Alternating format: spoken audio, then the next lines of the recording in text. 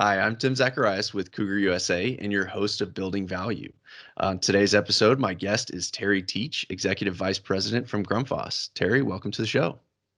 Thanks, Tim. It's a pleasure to be here, and I really appreciate the invitation today. And thanks to Cougar for being a part of this series and our Walk for Waters.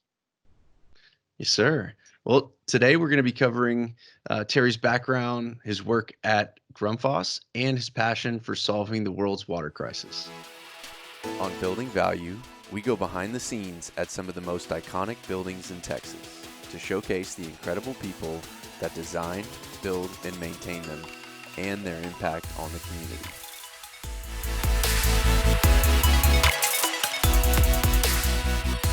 Terry, can you tell me a little bit about where you grew up and what you did after high school? Sure.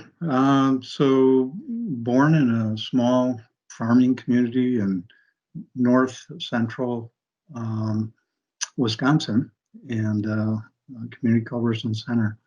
It was 5,000 people back then, 65 years ago, and I think it's still 5,000 people. So, but that's where I was born. I lived there for the first 5 years of my life, and then moved to Janesville, Wisconsin, and grew up there. Attended high school at Scotty Parker, and so those are my roots. And from there, went to school at the University of Wisconsin-La Crosse, which is right on the Mississippi River, one of the state schools within the Wisconsin system, and really had a great experience there. Yeah, you studied quite a bit there, didn't you? Yeah, I did. So I, full transparency, what brought me there was baseball, and secondary in my mind at that time was an education. But it's sometimes you plan where you want to go and how you journey through life, and sometimes other things pull you, right? In this case, baseball did, and I'm fortunate that it did, because I got a great education there, undergraduate degree in chemistry and business, and then went on to get a MBA there. So yeah, it was a great experience and a great institution for me to be at. That's great. And how did you kind of make the jump from chemistry and business degree into kind of the pump and commercial construction world? Yeah. So that's a big leap, right? So again, this isn't one of those things that I had in mind when I was studying chemistry and business to become involved in the pump world. But things happen, and I'm very fortunate for the journey that I've been on from a career standpoint. So I being in La Crosse, Wisconsin, Train Company was headquartered there. So I started my career at Train Company on the process side of their business, which they had at that time. And so I worked for Train from 1978 until 1984, and then transitioned to something on a completely opposite end of the spectrum in terms of scale or scope or size. And that was a small energy management building automation systems company, which Train was involved in at the early stages of development anyway. And so that was a move for me, Tim, that, where I laid in bed in the fetal position going, oh my gosh, what have I done? Because there's a lot of things that take place in a big company that you just take for granted, and you're fully exposed in a small company, and sure. That, more than any, but great growth opportunity for me. And we grew the business. We were acquired by a company in the water business, actually a company called Autotrol. And they were involved in the development and application of valves and controls for water treatment, mostly softening, deionization, filtration. And then through the food chain process, a company called Osmonics bought Autotrol. So I became, once again, part of a bigger organization. And then the progression continued with GE buying Osmonic. So I became a part of General Electric, and was there for about 5 years, running one of the divisions that, where we sold from a sales and marketing standpoint, the valves and controls.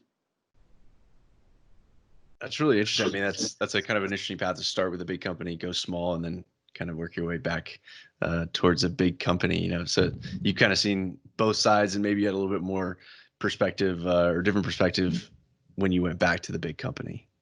Exactly. And so to answer the rest of your question, Tim, the leap then to Grundfos. And so it was one of those unforgettable moments, going back to baseball. It was just, we were on our way. My oldest son was playing in the D3 College World Series, and we were on our way to the stadium to watch one of the games. And I received a call from a recruiter who had been in contact with me since I left Train Company.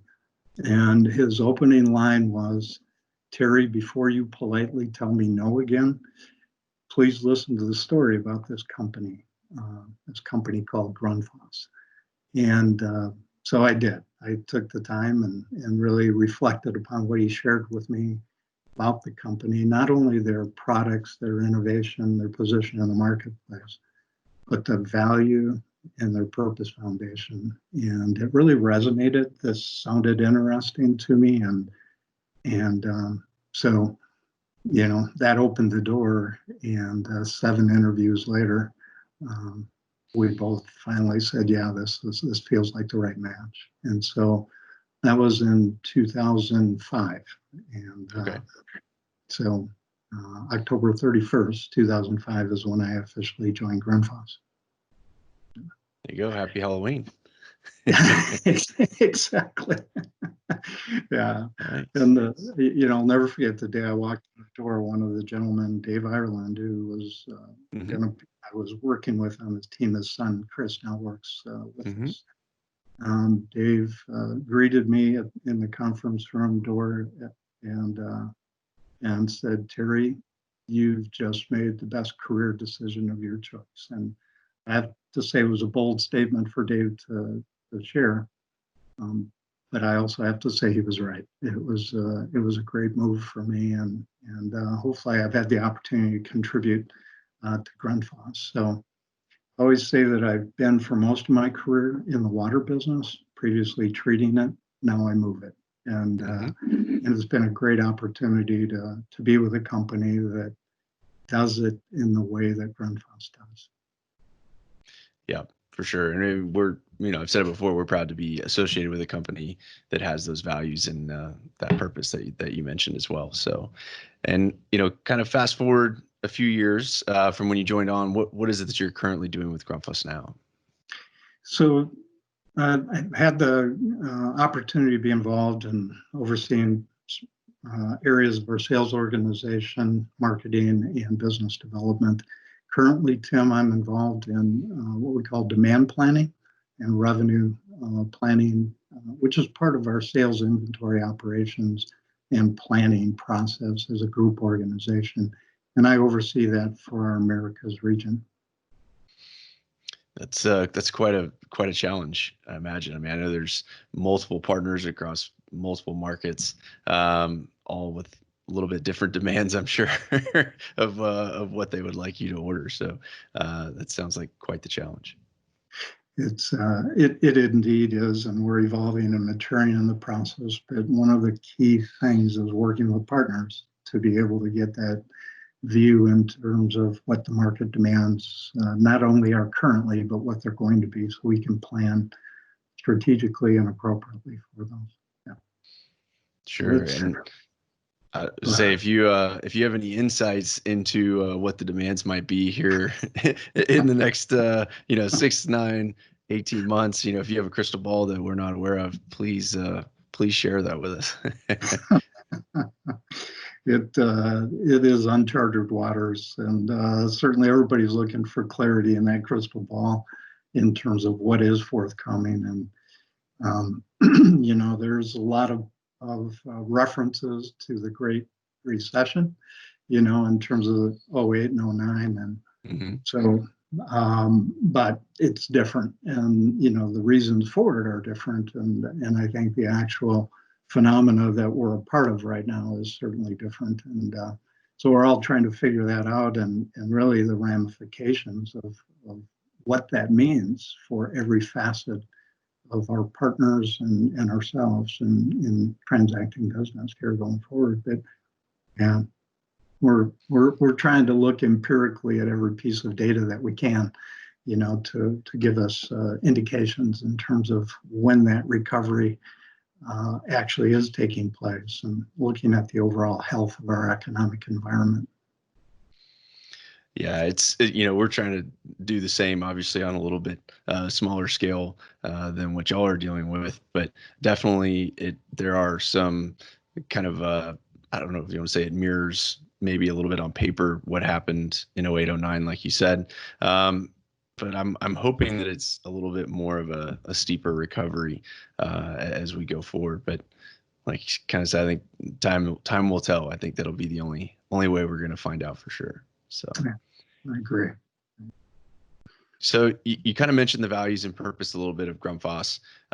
In one of those that we've had the opportunity to get involved with you specifically and with Grundfos is the Walk for Water activities and water mission. And I'd just like to hear how you kind of got involved in that and what that means to you.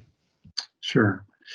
So it really, the opportunity for me to become involved in my active engagement in working with water missions, our Walk for Waters, came about in 2011, 2012 timeframe.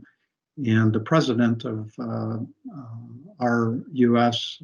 Company at the time had asked me if I would be, excuse me, the liaison working as a representative for the strategic partner meeting that was hosted annually by Water Missions in Charleston, South Carolina. And at the same time, he asked me if I would be the liaison for another partnership that Grundfos had developed in Kansas City with Kansas City Royals. Well, that took me about less than a second to say yes, and as well the water missions opportunity. And so that was the point at time and how it came to be. And I attended the first strategic partner meeting in 2012 in Charleston in March. And I guess, as they say, I drank the Kool-Aid. It just was such an incredible experience, and witness for me to see who they were, what they did, and how they did it. And it's just, I continue to marvel at what an incredibly effective and efficient organization they are, and serving the needs of those who need safe water around the globe. So that was my first opportunity to engage. And after that, I brought back I would say, an incredible energy and passion to help Grundfos and engage further, be a part of our engagement. And that really started fundamentally with our Walk for Waters. And so that year we hosted two of them, one in Kansas City, and then later in the summer, one in Chicago at our Aurora facility. The reason for the mention of the Kansas City Royals is we had the opportunity to actually partner with them to host these Walk for Waters. And we did so at Kauffman Stadium, and with the support of their operations organization within the Royals. So it really, kicked things off in a grand way. Yeah, that's definitely a special place to do the Walk for Water. So I'd like you to, if you don't mind, can you expand a little bit on kind of the water crisis in general, and what, I think in the U.S. especially, maybe a lot of developed countries, we're taking water for granted. You turn on the faucet and there's good clean water. Maybe a little bit more recently, people are being aware of where the water's coming from or what might be in the water. But for a lot of people in the world, they're not nearly in that situation to have access to clean water. So can you just give us a little bit more information about the water crisis, and then how that ties with Water Mission and how Grundfos and Water Mission are working together? Yeah. So there's a lot there, Tim. Yes, obviously, and big question. I know. I'll do my best to try to paraphrase or summarize. Sure. But I think just at the top of the crisis is a big number, right? I think today's number sits at 2.2 billion people who lack access to safe, clean water. And if you context that, that's roughly 1/3 of our global population. And so it's a big number, and it's a huge issue. And I mean, when we also context that in terms of a very somber number, I think it's every 37 seconds someone dies from a waterborne illness in our world. And so 50% of the hospital beds are occupied, by people with water illnesses. So it's a huge issue, and one that many of our brothers and sisters face throughout the world. That, to your words, they don't have the convenience of turning on a tap and having safe, clean water. And so, our Walk for Waters, as we host them as part of Grundfos in North America, and now we plan to expand those throughout the Americas region as a whole, are really intended to create awareness, to plant seeds, and to raise money through contributions that go for the cause that Water Mission supports and deploys their water systems and their resources throughout the world to serve those people in need. So that's one way in which Grundfos really actively partakes. And we do that with, as I mentioned, creating the awareness. So, a lot of our people understand it as a need, but when they actually come and carry the bucket and feel the weight of the water and realize that, a lot of women and children do this 3.5 hours a day, sometimes twice a day, then, it really starts to, I think, have more meaning and have more impact for our employees to engage in that opportunity and really feel like they're making a difference to help others who need it. And it's part of, our overall purpose statement, that Grundfos has, and that's to pioneer a solution for the world's water and climate challenges and to improve the quality of life for others. And so this is all very much aligned with it. And when you can work toward a cause that's, part of a purpose statement, which our company not only writes, but actually engages in, it's a pretty meaningful experience for our employees to be a part of.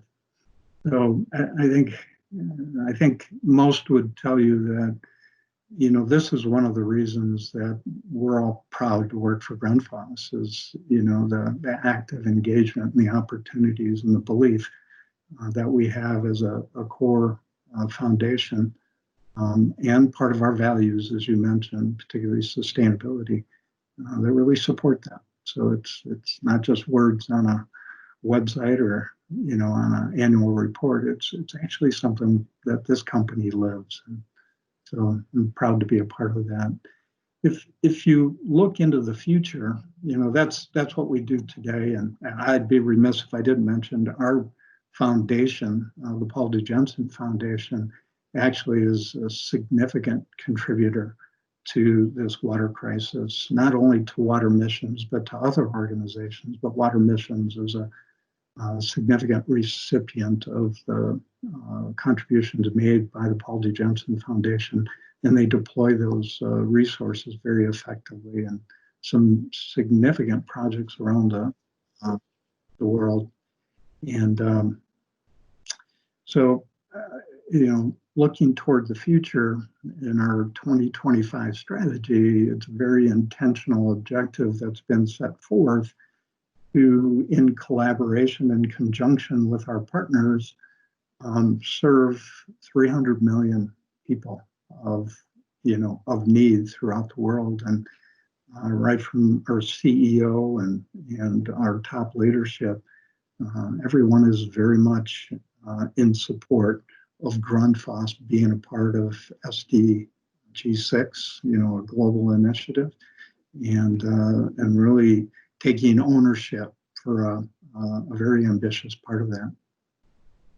Yeah, I mean, it's a huge undertaking to be able to serve 300 million people by 2025 with clean water. I mean, that's an amazing goal, and based on the past, I think Grundfos is going to get there.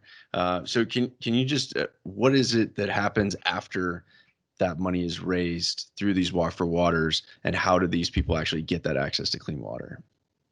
Yeah, so contextually, the ambition to serve 300 million people, I think, actually is part of the 2025 strategy, but the actual end goal is to serve that many people by 2030, which is still an ambitious goal within that time frame. Right? And so the other thing, Tim, that's important, and we recognize this as a Grundfos organization and all the way at the top, is that we won't do it alone. And it won't be, the Walk for Waters are really a way to address a small part of it. And for us to really, provide the engagement opportunity for all of our employees in the Americas at this time and potentially around the globe. There are other employee engagement activities that we offer, like Water to Life, which is a little different mission. But serving that many people, we won't be able to do that by ourselves. So we recognize that it's in partnership and collaboration with other organizations that this will come to be. But we want to be on the front end of providing that leadership, that guidance, and contribution. So to take our fair part of that in every respect, time, talent, and resources. And so I think, Grundfos, I would say that, when you context this in strategy and deployment, it's breakthrough. We don't really have all the answers today, but we know it needs to get done. And through putting a lofty ambition out there like we've done, I think we materially have a higher probability of realizing that, or a significant part of that, when we get to that 2030 mark. And so I applaud our leadership for being bold, for being ambitious and aggressive with this specific target. And the need is real. As I mentioned, every 37 seconds, there's a fatality. So, the clock is ticking, and the sooner we all, as corporate citizens and people desiring to make a difference, act, the sooner we start to have an impact on those people who really need it today. So. Terry, I think that, like you said, it's going to take a lot of additional partners for Grundfos to get there, and one of the important ones that we've already mentioned is Water Mission. And I've heard you talk a little bit about before, but I really like the way that they kind of go out and into these communities and help them with that, improving that water quality. So can you explain that process for us? Yeah, absolutely. So, we have the opportunity every year to designate our contributions and what's raised in terms of funds from the Walk for Waters to a specific project. And it's typically through a dialogue with the Water Mission staff that's involved in evaluating and assessing where the greatest needs are, from their processes and their work. And so then we align on where we desire the funds and the proceeds to go. From there, that handoff, Water Mission really takes it and deploys the project. And it's one of the things that, Tim, I just have great admiration for, in terms of how they do that. So they they look at the need, of course, but then they go in and they start with engaging the community leaders so they understand the dynamic of the social interactions that are specific to that village or that community, and they get buy-in. And then what they do is they create I believe it's called a community or trade development profile, whereby the actual recipients of the clean, safe water pay a small amount for the water they receive. But they do that so that they can sustain the water treatment system once it's put in place. And so the maintenance or the chemicals that are required to operate the system, they'll have the funds that it takes to replace pumps or parts of the system and or pay for operators to operate the system. So that economic cycle begins through the community or the trade development model that they put in place. And it works. I mean, they've figured out the formula. It's a holistic approach. It's just not gifting a community with a water system, which in those cases, oftentimes it becomes abandoned because people don't know how to sustain it. They don't take ownership, and they don't benefit from the rewards that can take place by having that kind of an implementation and a business development model. So there's a lot that they bring to the table, not only in terms of technical water treatment, but in terms of the social interaction and the community development. And so in time, it becomes their own.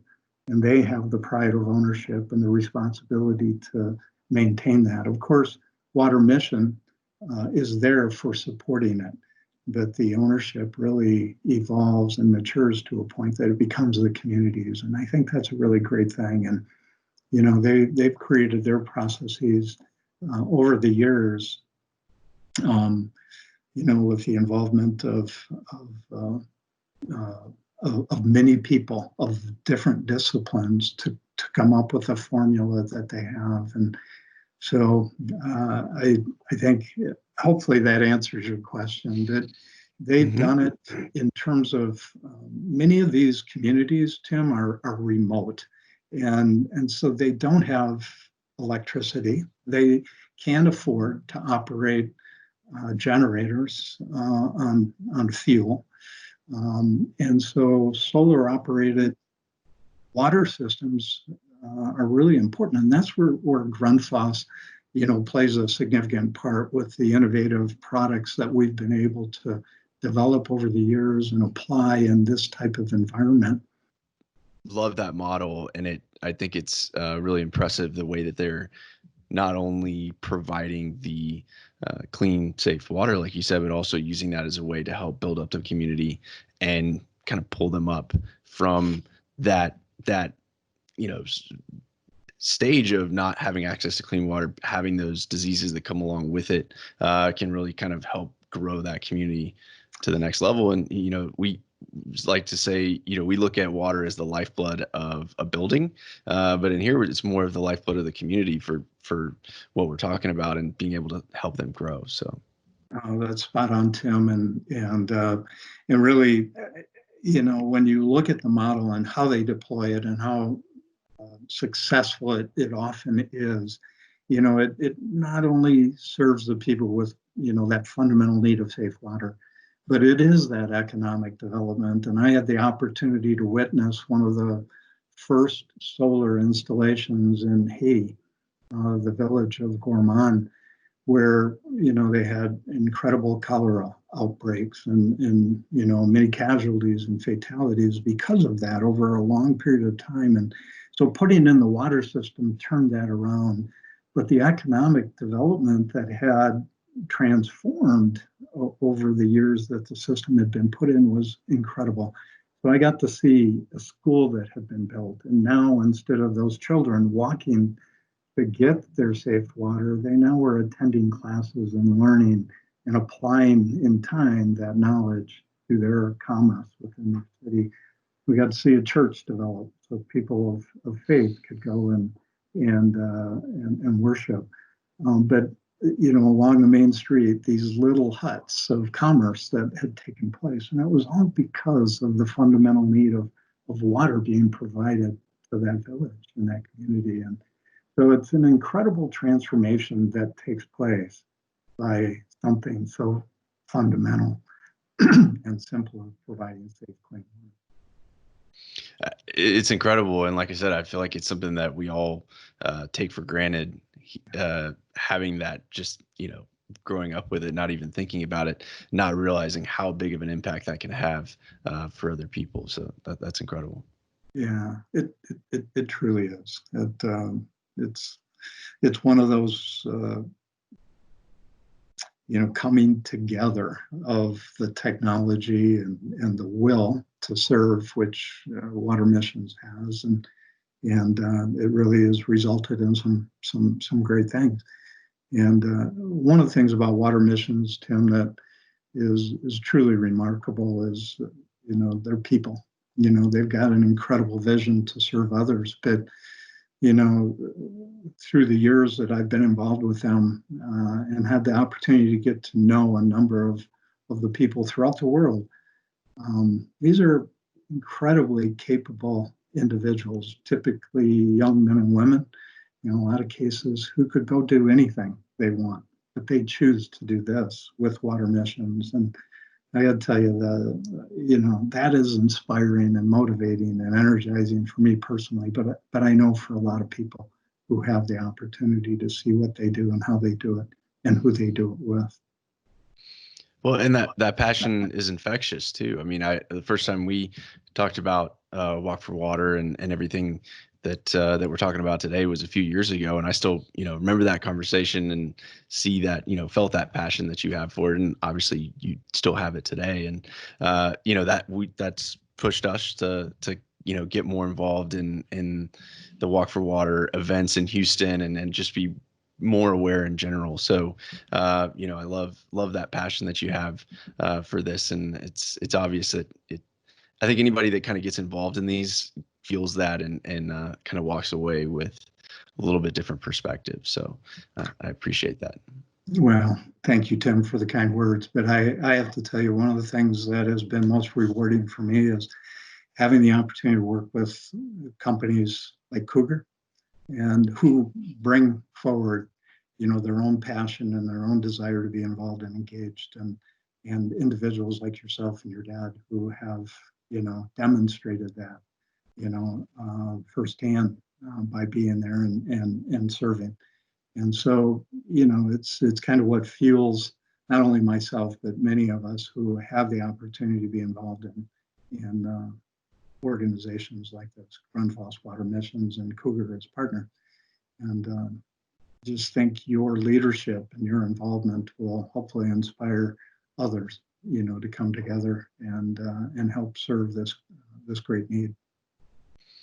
Well, I appreciate that, sir. We're very happy to do our small part in this whole big mission, as you say. So, and if we would talk back, you mentioned the Walk for Water events, and we have participated in those in the last couple of years here in Houston, and it really is a great event, and I love the format and the whole process that you go through to actually go get the dirty water from the big pond. So you start at the the nice pavilion, everything's normal. We get a little bit of background story of what's going on in the world, kind of set the perspective a little bit, and then set off on our hike to go get our clean water. And remember, on the way back from getting the water with my 5-year-old son, he's got his bucket, and it took about 30 seconds before it wasn't fun for him anymore. And you look at that combined with the brown water, and I think it really started to hit the wheels turning in his head to say, hey, why are we doing this? Why do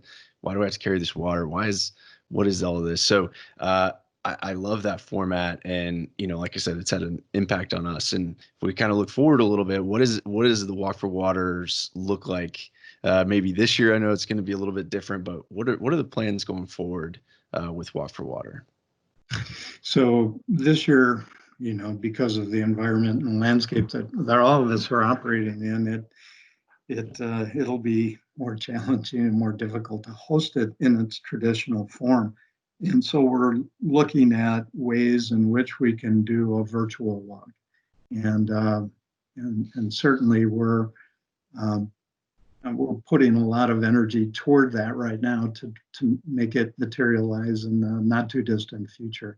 And so more to come on that topic, Tim.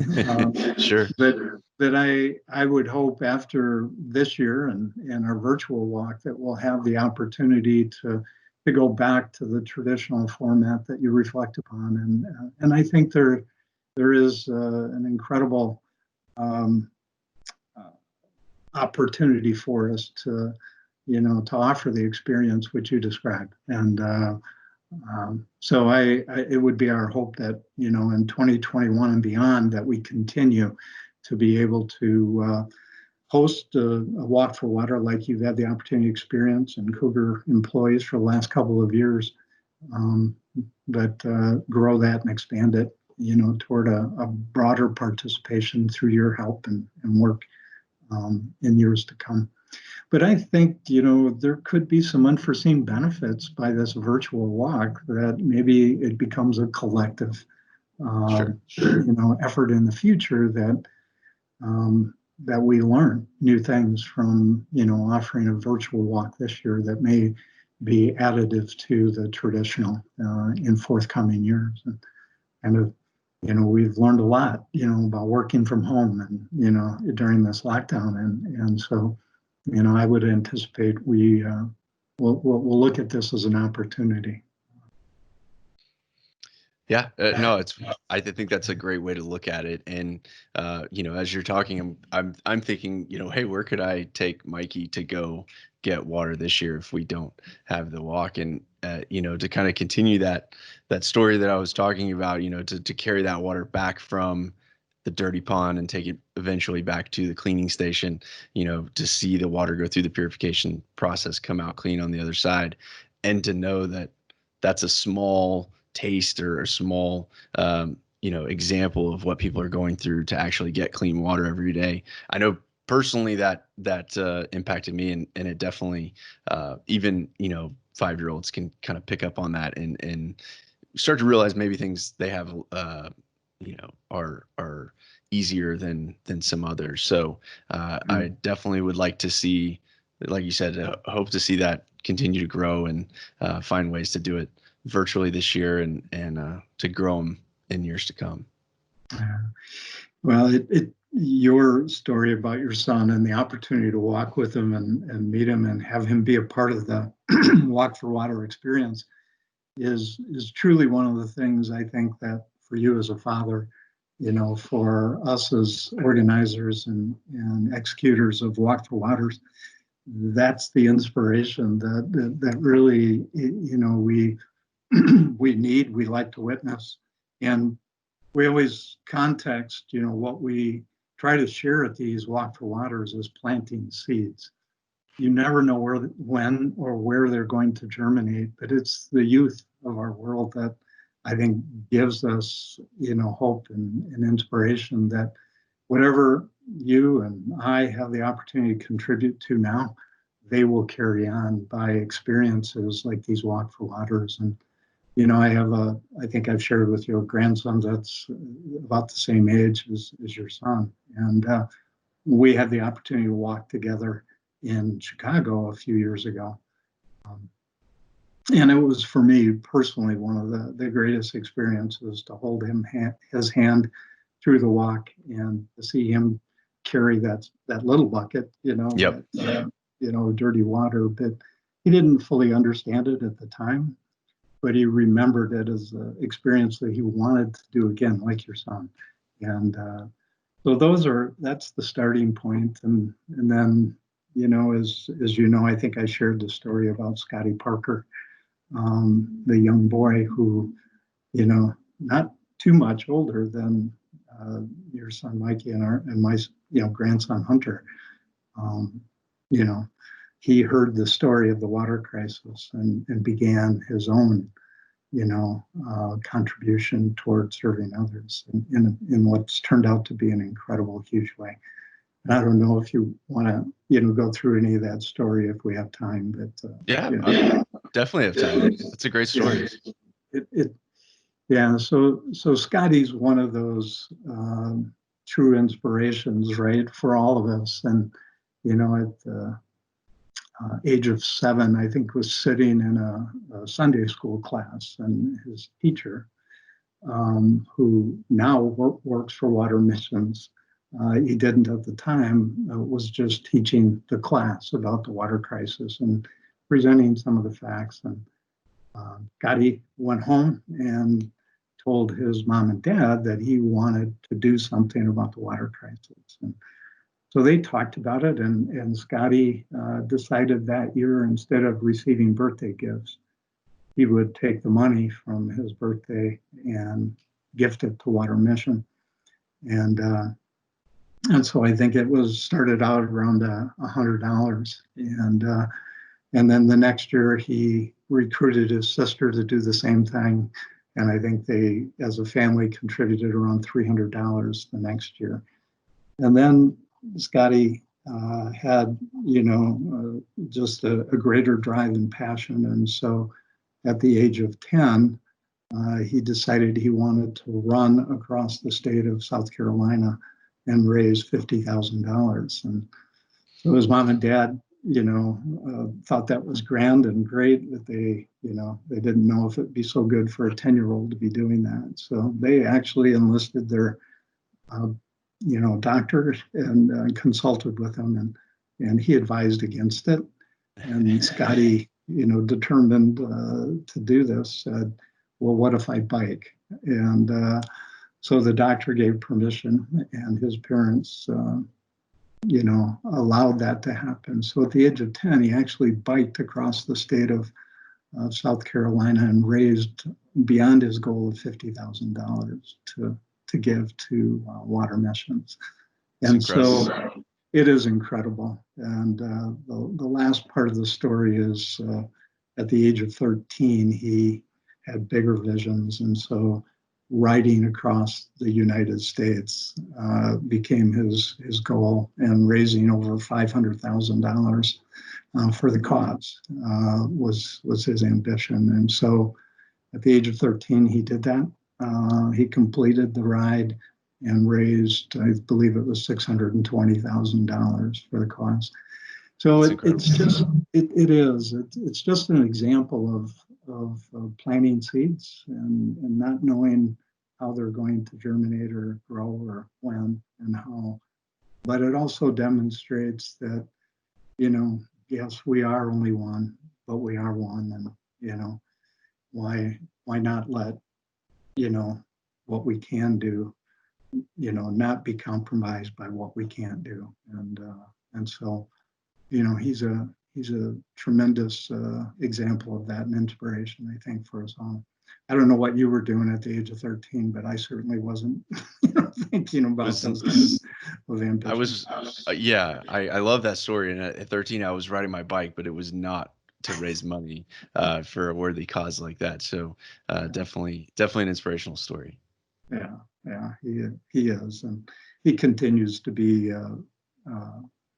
Tim, it just, I think he's now training for triathlons, and he'll find a way to, to bring in that fundraising element into his ambitions. So, yeah, he's quite a remarkable young man. I think if you just Google Scotty Parker, if anybody wants to, I think there's a web page that he's got that kind of tells the story probably more accurately than what I just paraphrased. It's quite a story. Yeah, that's great. And I remember you telling that story at the Walk for Water as well, and it's always great to hear it. So when we look forward, especially kind of given this current environment that we're in with COVID and hopefully starting to see the light at the end of the tunnel here to maybe move out of what hopefully will be the worst part of this. What do you think?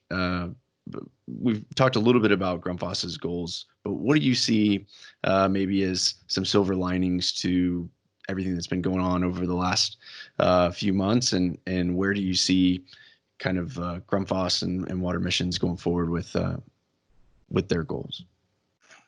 Well, this, as we talked about before, this landscape that we're all living in, operating in, is a bit uncharted. I mean, not an occurrence like this since 1918 with the Spanish flu, and certainly, our dynamic of living and operating as commerce was quite different, then than it is today.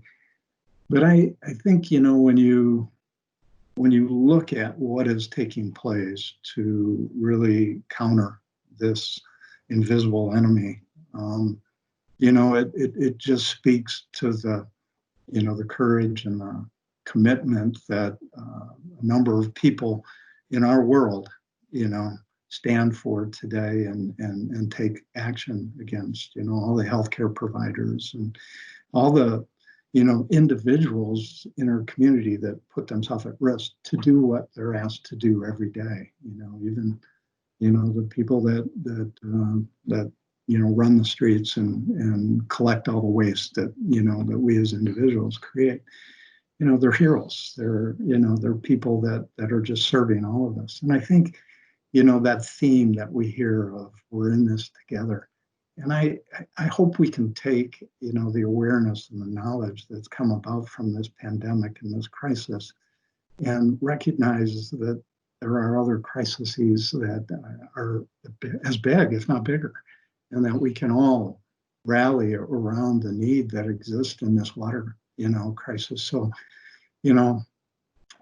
I think, Tim, if there's a takeaway, if there's a benefit, from dealing with what we're currently dealing with, I hope it can be something along those lines and that theme that we can collaborate even more and we can work together in a more ambitious way to help address and impact this water crisis that's before us.